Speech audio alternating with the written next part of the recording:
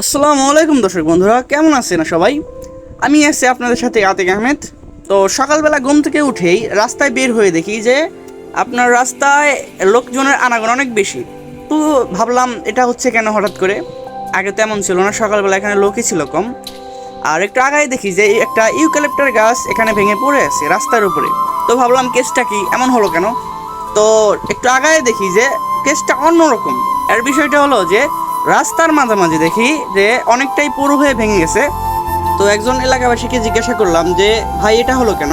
পরে বললো যে গতকাল রাত 2টা বা 2টা 10-এর দিকে এখানে এই অবস্থা হয়েছে। এখানে একটা গাছ ছিল, কালেক্টর গাছ, সেটাও ভেঙে গেছে এবং পাশে একটা বৈদ্যুতিক তারের পোল ছিল, সেটাও ভেঙে বিলের দিকে পড়ে গেছে। তো ভাবলাম হঠাৎ করে এমন কেন হলো, বিলের পানি তো অতটাও বেশি না, অল্প।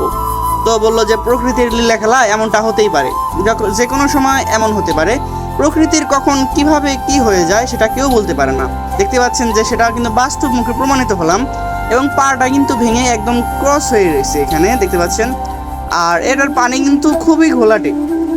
আর এ পাশে ও পাশে লোকজন দাঁড়িয়ে এটা দেখতেছে যে হঠাৎ করে সকালবেলাটা কি হলো।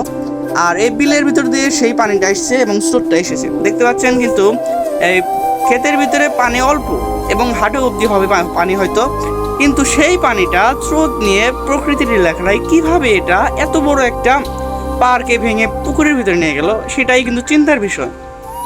সেটা হয়তো সকালবেলা আমি এসেও চিন্তা করেছি এবং অনেকে এসে এটা চিন্তা করেছে।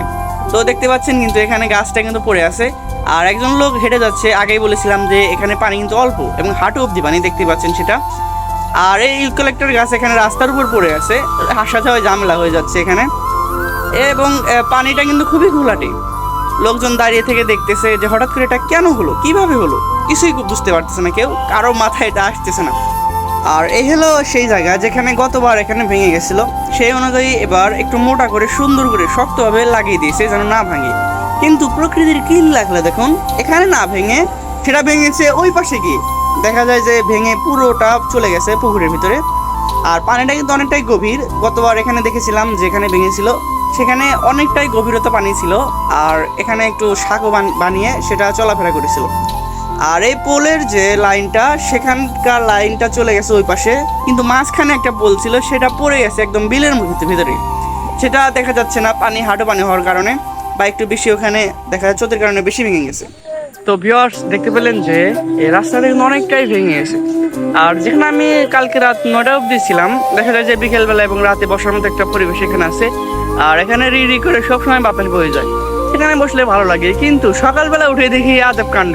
কেন হলো, কিভাবে হলো? এটা অবশ্যই প্রকৃতির একটা লীলা খেলা।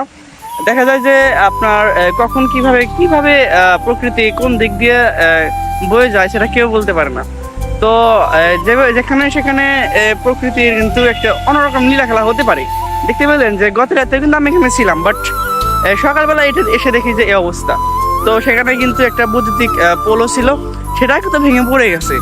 তো প্রকৃতির কাছে কিন্তু এগুলো সব কিছুই না। দেখা যায় যে প্রকৃতির কাছে যে কোনো বিষয় তুচ্ছ বিষয়। তো ভিউয়ার্স সবসময় আপনারা সাবধানে থাকবেন। প্রকৃতির কোনো অন্যরকম জিনিস দেখলে বা কোনো একটা খারাপ প্রকৃতির আবহাওয়া দেখলে অবশ্যই আপনারা সাবধানতা পালন করবেন, দেখবেন যে তাহলে একটু সেফলি থাকা যায়। তো ভিউয়ার্স আজকের ভিডিওটা এ পর্যন্তই। সবাই একটু সাবধানে থাকবেন। ইনশাল্লাহ নেক্সট আবার দেখা হবে নতুন কোনো ভিডিও নিয়ে। আল্লাহ হাফেজ।